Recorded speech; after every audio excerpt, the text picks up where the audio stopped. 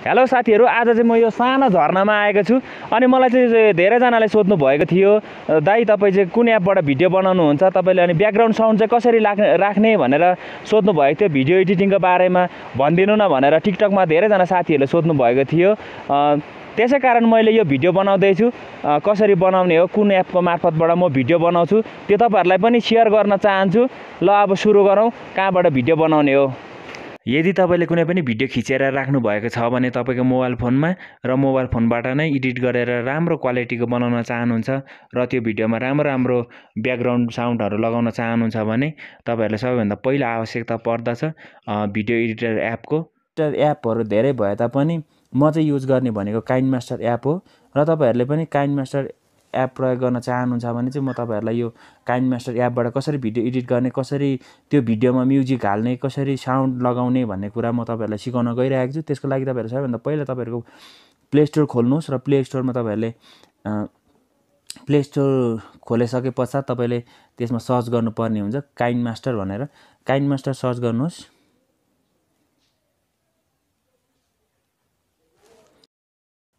मैले चाहिँ यो video editor app already download गरेर राखेको छु, किनभने म यो एप नै चलाउँछु काइनमास्टर एप, किनभने सजिलो पनि छ, राम्रो पनि छ। अपडेट चाहिँ गर्ने बेला भएको रहेछ, ठिकै छ। तपाईहरु चाहिँ डाउनलोड गर्नु होला है। यो तपाईहरुले पनि यो काइनमास्टर एप डाउनलोड गरिसके पश्चात यसलाई इन्स्टल गर्नु होला। इन्स्टल गरिसके पश्चात यसलाई ओपन गर्नु होला। यता गएर यो काइनमास्टर ओपन गरे मैले। यो काइनमास्टर एप ओपन गरेपछि यस्तो खालको इन्टरफेस खुल्न जान्छ यहाँनिर। यो चाहिँ मैले भिडियो एडिट गरेको हो, यो सबै मैले भिडियो एडिट गरिसकेको हो। तपाईहरु सब पनि यसै गरी भिडियो एडिट गर्न सक्नुहुन्छ। तपाईहरु भिडियो एडिट गर्नको तपाईहरुले चाहिँ भिडियो एडिट गर्नको लागि फर्स्टमा तपाईहरुले यो लेफ्ट साइडको यहाँ तपाईहरुले यो प्लसको आइकन देखिरहनु भएको छ, यसमा तपाईहरुले क्लिक गर्नु होला र तपाईहरुले यहाँ तीनवटा अप्सन देख्न सक्नुहुन्छ। कुन साइजको तपाईहरु भिडियो एडिट गर्न चाहनुहुन्छ त्यही अनुसारको तपाईहरु यहाँ अप्सन चुज गर्नु होला। म चाहिँ यो 9:6 को चुज गरे र यस गरिसके पश्चात तपाईहरुले यो राइट साइडमा तपाईहरुले देखिरहनु भएको छ मिडिया, यो मिडियामा क्लिक गर्नु होला। त्यसको लागि तपाईहरुले सबैभन्दा पहिला तपाईले ब्याकग्राउन्ड चुज गर्नुपर्ने हुन्छ। यो ब्याकग्राउन्ड चुज गर्नको लागि तपाईले यहाँ धेरैवटा छ, यहाँ तपाईको इच्छा अनुसार चुज गर्न सक्नुहुन्छ र मैले चाहिँ ब्ल्याक नै चुज गरेको छु। अनि यसले थोरै यसको साइज बढाउनु पर्ने हुन्छ तपाईहरुले। र यो बढाइसके पश्चात तपाईले यो माथि राइट साइडमा तपाईले राइटको चिन्ह देखिरहनु भएको छ, यसमा तपाईले क्लिक गर्नु होला, गरिदिनु होला। र अब चाहिँ तपाईले आफ्नो भिडियोलाई एट्याच गर्नु होला र तपाईले आफ्नो भिडियोलाई यहाँ एडिट गर्न सक्नुहुन्छ। तपाईको भिडियोमा तपाईले चाहे जस्तो साउन्ड लाउन सक्नुहुन्छ। त्यसको लागि तपाईले यो लेयरको अप्सन देखिरहनु भएको छ, लेयरको अप्सनमा क्लिक गर्नु होला।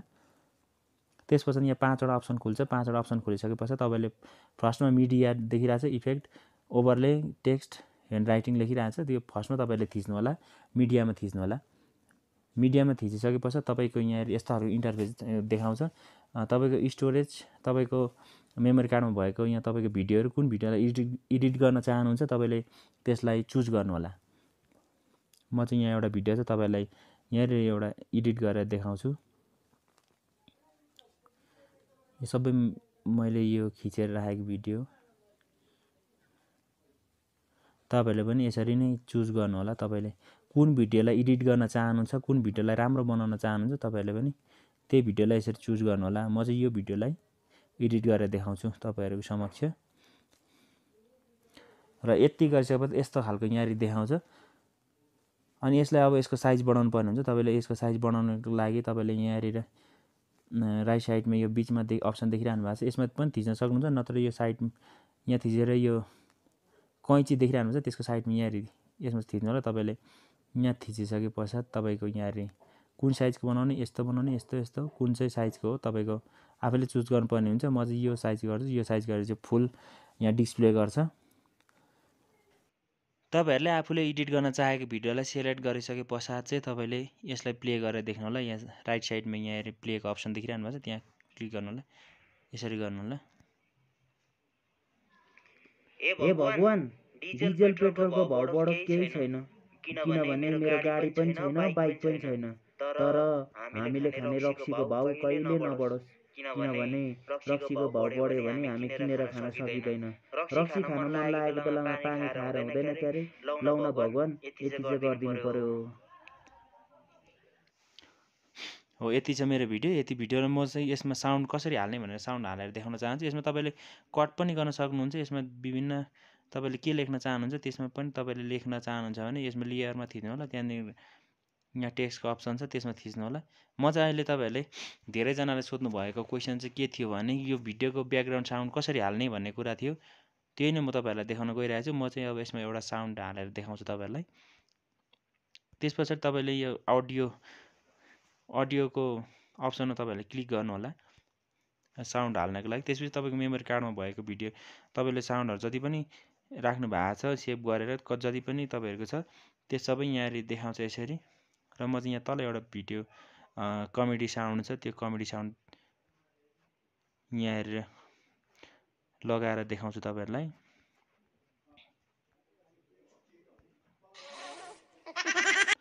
हो यो प्लसमा थिचिदिइसके पश्चात यसरी आउँछ। यहाँनिर प्लसमा थिचिदिएपछि यसरी आउँछ। त्यसपछि तपाईँले यो भिडियो कतिदेखि चाहिँ यो साउन्ड लाउन चाहनुहुन्छ भनेर तपाईँहरूले यसलाई कट गरिदिनुहोस्। म चाहिँ यहाँ यति कट गरिदिएँ। त्यस पश्चात यस्तो हुन्छ। यति चाहिँ गरिदिनु पर्यो, गरिदिनु पर्यो।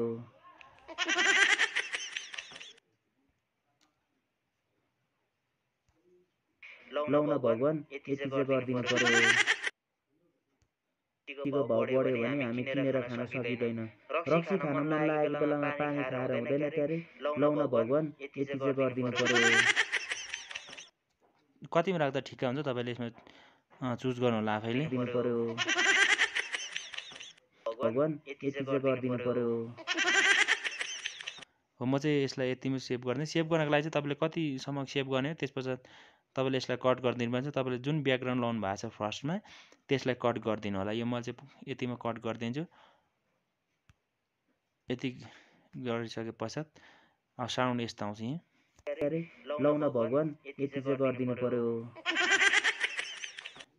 यो भिडियोको कहाँ चाहिँ तपाईँले साउन्ड लगाउन चाहनुहुन्छ त्यहाँनिर तपाईँले यसरी यसलाई यताउता सार्न सक्नुहुन्छ। यो साउन्डलाई यताउता यसरी सार्न सक्नुहुन्छ। त्यसो गरिसके पश्चात म चाहिँ अब यो सेभ गरेर देखाउँछु। अनि यसलाई सेभ गर्नको लागि चाहिँ तपाईँले यहाँ थिच्नुपर्ने हुन्छ। तपाईँले त्यस पश्चात चाहिँ तपाईँले यहाँ क्लिक गर्नु कुन भिडियो हो तपाईँको यसमा क्लिक गर्नुपर्ने हुन्छ फेरि एकचोटि। त्यो तपाईँले यहाँ सेयरको अप्सन देखिरहनु भएको छ। सेयरको अप्सन यहाँ तपाईँले सेयरको अप्सन देखिरहनु भएको छ। यो सेयरको अप्सनमा तपाईँले क्लिक गर्नु होला। त्यसपछि यसलाई सेभ गर्नको लागि तपाईँले यसमा क्लिक गर्नु होला। यहाँ एक्सपोर्ट देखिरहेको छ। यहाँ एक्सपोर्टमा क्लिक गर्नु होला।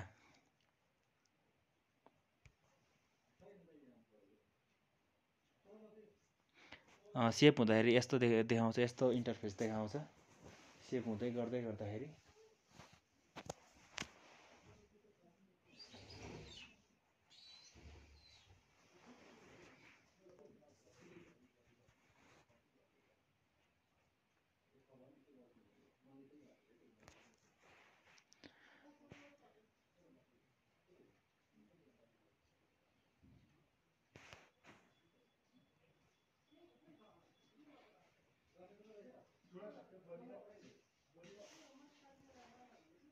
ल मेरो भिडियो अपलोड गर्नको लागि रेडी भइसकेको छ। अब यो भिडियोलाई हेर्नको लागि यहीँबाट हेर्दा पनि हुन्छ। यहाँबाट हेर्दा चाहिँ अलिकति नराम्रो देखिन्छ, यहाँबाट प्ले गर्दा चाहिँ अलिकति नराम्रो देखिन्छ।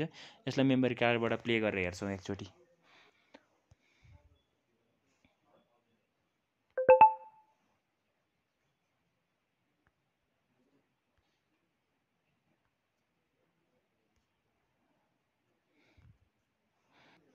यहाँ छ अहिले हामीले एडिट गरेको भिडियो, यो प्ले गरेर देखाउँछु तपाईँहरूलाई।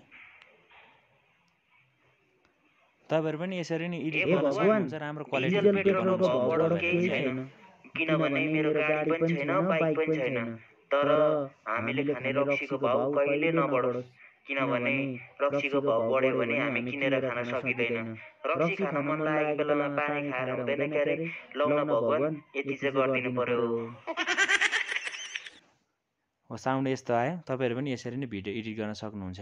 ल साथीहरू, मैले चाहिँ भिडियो एडिटिङ कसरी गर्ने, ब्याकग्राउन्ड साउन्ड कसरी राख्ने, टिकटक भिडियोलाई कसरी राम्रो क्वालिटीको बनाउने भनेर मैले यहाँ भिडियो मार्फत देखाइसकेको छु। कसरी भिडियो एडिट गर्ने पुरा तपाईँहरूलाई देखाइसकेको छु। मेरो भिडियोलाई मन पराउने जतिले मेरो भिडियोलाई लाइक गरिदिनु होला, कमेन्ट गरिदिनु होला, सक्नुहुन्छ भने सेयर गरिदिनु होला।